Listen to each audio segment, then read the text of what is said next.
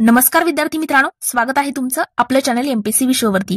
तर मित्रांनो, आतापर्यंत आपण ग्रुप बी आणि ग्रुप सी चा पूर्व आणि मुख्य परीक्षेचा सिलेबस जो आहे तो डिटेलमध्ये आपण बघितला होता।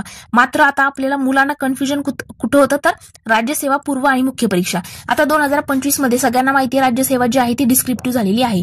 मग मुलांना कन्फ्युजन काय की पूर्व परीक्षेचा नक्की पॅटर्न कसा असेल, तिकडे पण लेखी असेल का, मुख्य परीक्षेला किती विषय आहेत, काय आहेत, त्यानंतर मार्क वगैरे कसं डिस्ट्रीब्युशन आहे।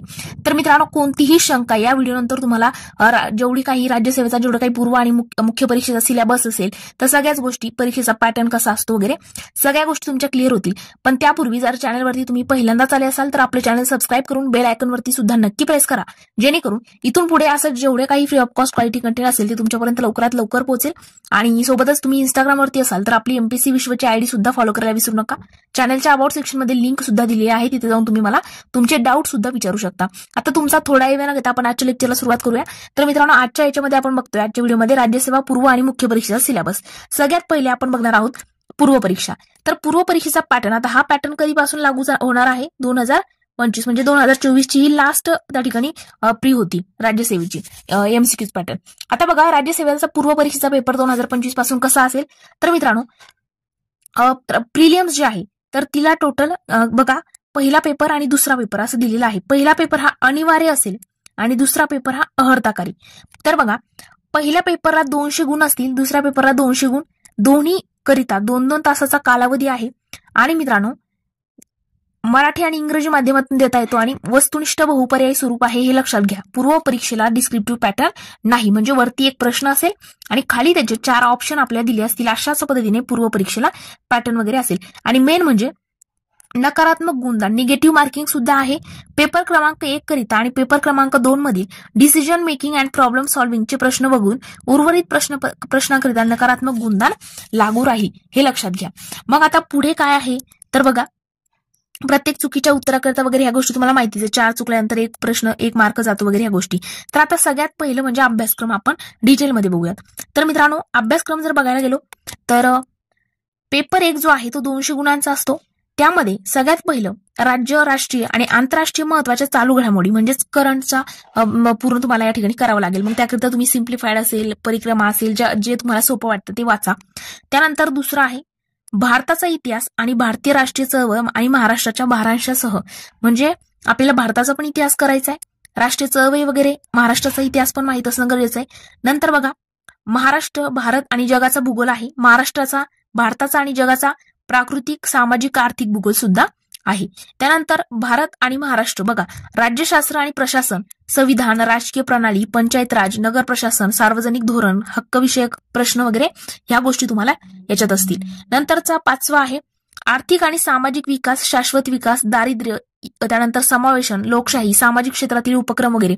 मग मित्रांनो, याचं तुम्ही डिवायडेशन कसं करायचं तर सगळ्यात पहिला आहे आपला चालू घडामोडी, ओके। त्यानंतर आपला आहे इतिहास विषय आहे, त्यानंतर आहे भूगोल, 3 विषय झाले। त्यानंतर आपला राज्यशास्त्र आहे, त्यानंतरचा बघा आर्थिक म्हटल्यावर इकडं इकॉनॉमिक्स आहे।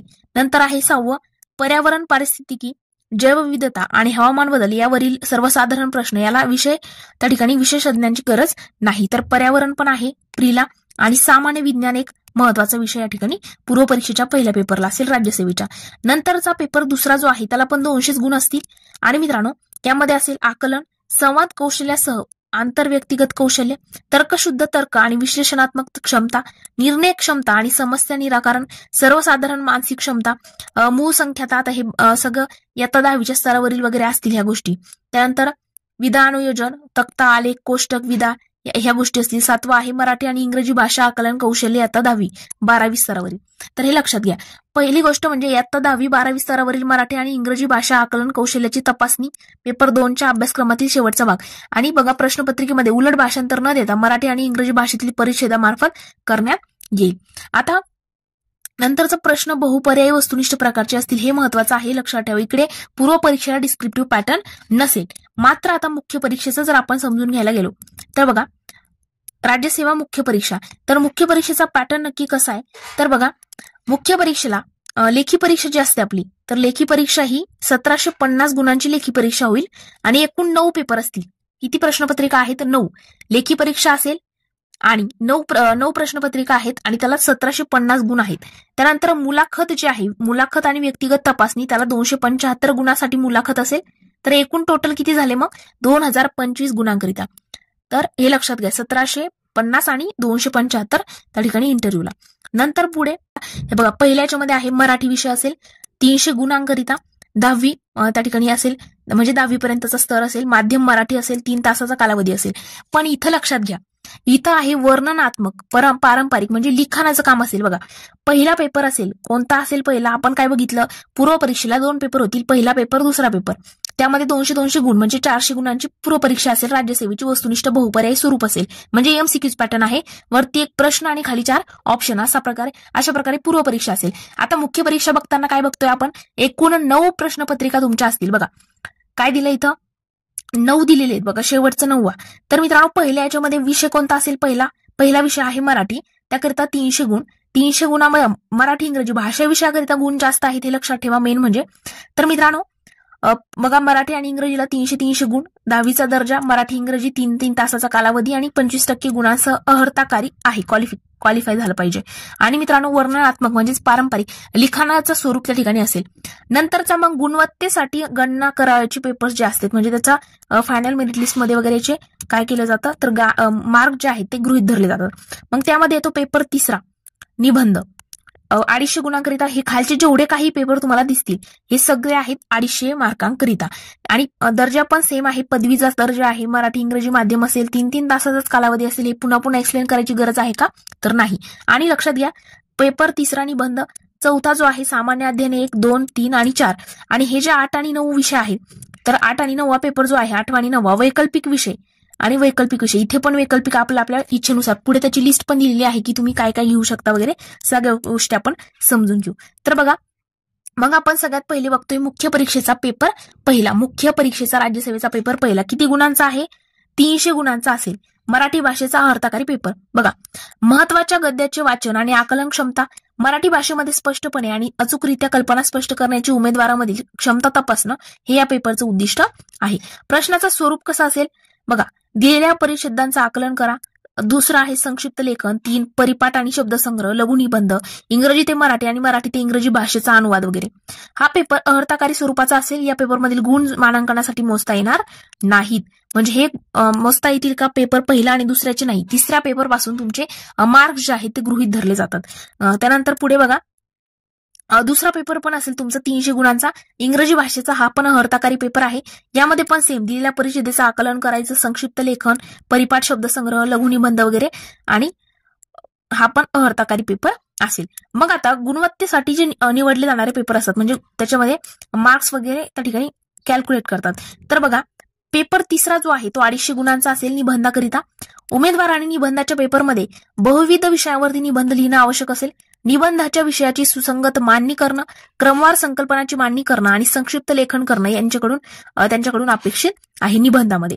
म्हणजे तुम्हाला लेखनाची खूप जास्त प्रॅक्टिस आता झाली पाहिजे. म्हणजे आपण आतापर्यंत त्या ठिकाणी एमसीक्यूज पॅटर्न होता ना, तर पूर्व परीक्षा थोडीशी सोपीच जाईल, कारण की पहिल्या सारखंच तुम्हाला मल्टिपल चॉईस प्रश्न असतील. ओके, पण मुख्य परीक्षेला तुम्हाला लिहायचं आहे, त्यामुळे तुमची प्रॅक्टिस, तुम्ही लिखाणावरती जास्तीत जास्त भर द्यायचा, कशी स्पीड वगैरे वाढवता येईल या गोष्टीकडे तुम्ही लक्ष द्यायचे. तर आपला आहे चौथा पेपर. बघा, तर चौथा पेपर कोणता आहे, 250 गुणांचा सामान्य अध्ययन 1. त्यामध्ये बघा, भारतीय वारसा आणि संस्कृती, इतिहास आणि जागतिक भूगोल, महाराष्ट्राच्या काही भागांशासह. तर मग त्यामध्ये पण पुढे आता डिटेलमध्ये जर आपण सिलेबस बघायला गेलो तर बघा, भारतीय संस्कृतीमध्ये प्राचीन ते आधुनिक काळापर्यंत असलेली कलेची रूपे, साहित्य आणि स्थापत्य कला यांच्या ठळक पैलूंचा समावेश त्या ठिकाणी केला. नंतर महाराष्ट्रातील संत चळवळीच्या विशेष संदर्भामध्ये भक्ती चळवळ आणि त्यांचे योगदान असेल. आधुनिक भारताच्या इतिहासातील 18व्या शतकाच्या मध्यापासून आजपर्यंत महत्वपूर्ण झालेल्या घटना, महत्वपूर्ण व्यक्ती आणि समस्या. स्वातंत्र्य लढा. बघा, स्वातंत्र्य लढ्यातील विविध टप्पे आणि देशाच्या निरनिराळ्या भागांमधील स्वातंत्र्य लढ्यामध्ये योगदान देणारे महत्वाची व्यक्ती आणि त्यांचे स्वातंत्र्य लढ्यातील योगदान असेल. नंतर स्वातंत्र्योत्तर एकत्रीकरण आणि देशांतर्गत पुनर्रचना वगैरे. तर हे सगळं या गोष्टी ज्या आहेत डिटेलमध्ये दिलेल्या आहेत. याचा पीडीएफ जर तुम्हाला पाहिजे असेल तर ते सुद्धा मी अवेलेबल करून देईल. मला तुम्ही इंस्टाग्रामवरती मेसेज करा. तर बघा, ह्या सगळ्या गोष्टी बघितल्या. मग बाकी सगळं हेच दिलेलं आहे की काय काय नक्की वाचलं पाहिजे त्यामध्ये. जसं चौथा पेपर आहे ना हा, त्याच्यामध्ये मग भारतीय समाजाची ठळक वैशिष्ट्ये वगैरे, जगामध्ये इतिहासाच्या 18व्या शतकापासूनचं सगळं आतापर्यंतचं, अशा गोष्टी इकडे दिलेल्या आहेत. त्यानंतर पेपर 2 जो आहे सामान्य अध्ययन 2, तर मित्रांनो याच्यामध्ये संविधान, राज्यशास्त्र, सामाजिक न्याय, आंतरराष्ट्रीय संबंध, महाराष्ट्राच्या काही भारांशासह. मग यामध्ये पण ह्या सगळ्या गोष्टी जेवढ्या काही डिटेलमध्ये दिलेल्या आहेत त्याचा मी तुम्ही मला इंस्टाग्रामवरती मेसेज करा. त्या ठिकाणी मी तुम्हाला टेलिग्रामची माझी आयडी देईल, तिथे तुम्ही मला मेसेज करू शकता. प्रत्येकाला PDF जर पाहिजे असेल तर मी सेंड करेल. त्यानंतर बघा सामान्य अध्ययन 3 पेपर 6, तर तंत्रज्ञान, आर्थिक विकास, जैवविविधता, पर्यावरण, सुरक्षा आणि आपत्ती व्यवस्थापन, महाराष्ट्राच्या काही भारांशासह. ह्याच गोष्टी डिटेलमध्ये थोड्याशा सब टॉपिक पण इकडे दिलेले आहेत, जास्त काही वेगळं नाही. त्यानंतर महत्वाचं जे वैकल्पिक विषय असतील पेपर 8 आणि 9 250 गुणांसाठी आहे. वैकल्पिक विषय पेपर 1 आणि 2. मग त्यामध्ये आपण एवढे इथं 26 विषय दिले आहेत, एवढे आपण या ठिकाणी काय करू शकतो, निवडू शकतो. मग त्यामध्ये कोणकोणते आहेत तर बघा, त्यामध्ये आहे कृषी, पशुसंवर्धन आणि पशुविज्ञान, मानवशास्त्र, जीवशास्त्र, रसायनशास्त्र, स्थापत्य अभियांत्रिकी, वाणिज्य आणि लेखाशास्त्र, अर्थशास्त्र, विद्युत अभियांत्रिकी, भूगोल, भूशास्त्र, इतिहास, विधी, व्यवस्थापन, मराठी साहित्य, गणित, यांत्रिकी आणि अभियांत्रिकी. त्यानंतर आणखी पुढे आहे बघा, भरपूर गोष्टी दिलेल्या आहेत. त्यानंतर वैद्यकशास्त्र आहे, तत्वज्ञान आहे, भौतिकशास्त्र, राज्यशास्त्र आणि आंतरराष्ट्रीय संबंध, मानसशास्त्र, लोकप्रशासन, समाजशास्त्र, सांख्यिकी, प्राणीशास्त्र, हे एवढे विषय आहेत वैकल्पिक. तर आपण काय काय बघितलं तर मित्रांनो, राज्यसेवाचा जो काही पूर्व परीक्षेचा पॅटर्न आहे, एकदा मी तुम्हाला रिटर्न थोडंसं एक समरी टाईप एकदा समजून सांगते. तर बघा राज्यसेवा पूर्व परीक्षा होती. पूर्व परीक्षेला 200 गुणांचे 2 पेपर असतील, दोन्हीकरिता 2-2 तासाचा कालावधी असेल आणि पूर्व परीक्षा ही वस्तुनिष्ठ बहुपर्यायी स्वरूपाची असेल, निगेटिव्ह मार्किंग वगैरे लागू असेल. नंतर मग मुख्य परीक्षा येते. मुख्य परीक्षेचा आपण बघितलं की 1750 गुणांना प्रश्नपत्रिका, 9 प्रश्नपत्रिका असतील. त्या 9 प्रश्नपत्रिकामध्ये पहिला दुसरा पेपर जो आहे त्याचे मार्क जे आहेत ते शेवटच्या म्हणजे जेव्हा आपल्या फायनल मेरिट लिस्ट लागते त्यावेळेला गृहीत धरले जात नाहीत. नंतरचे पेपर 3 पासून मार्क गृहीत धरले जातात, कधी 9व्या पेपरपर्यंत. आणि मेन म्हणजे 8वा आणि 9वा पेपर, याच्यामध्ये वैकल्पिक विषय जे आहेत ते आपल्याला आपले निवडायचे आहेत. त्यामध्ये 26 विषयांची यादी सुद्धा आयोगाने दिलेली आहे. त्यामधला एक विषय आपण निवडून पुढे त्याचा स्टडी जो आहे तो करू शकता. तर अशा पद्धतीने आणि 275 गुणाला मुलाखत वगैरे असेल. तर या पद्धतीने हा पूर्ण नवीन 2025चा पॅटर्न आहे. आपण सगळ्याच गोष्टी डिटेलमध्ये वाचल्या नाही, सब टॉपिक्स वगैरे काही गोष्टी होत्या. पण ज्यांना PDF हवी असेल त्यांनी मला इंस्टाग्रामवरती मेसेज करा. त्यांना मी 100% तिकडे माझ्या पर्सनल टेलिग्रामची आयडी वगैरे देऊन PDF जे आहे ते शेअर करेल. तर आय होप की तुम्हाला लेक्चर म्हणजे व्हिडिओ आवडला असेल. व्हिडिओ जर आवडला असेल तर लाईक, कमेंट, मित्रमैत्रिणींसोबत सुद्धा नक्की शेअर करा, जेणेकरून जेवढं काही free of cost quality content आहे तुमच्यापर्यंत लवकरात लवकर पोहोचेल. तर आज आपण इथेच थांबूया. Thank you so much.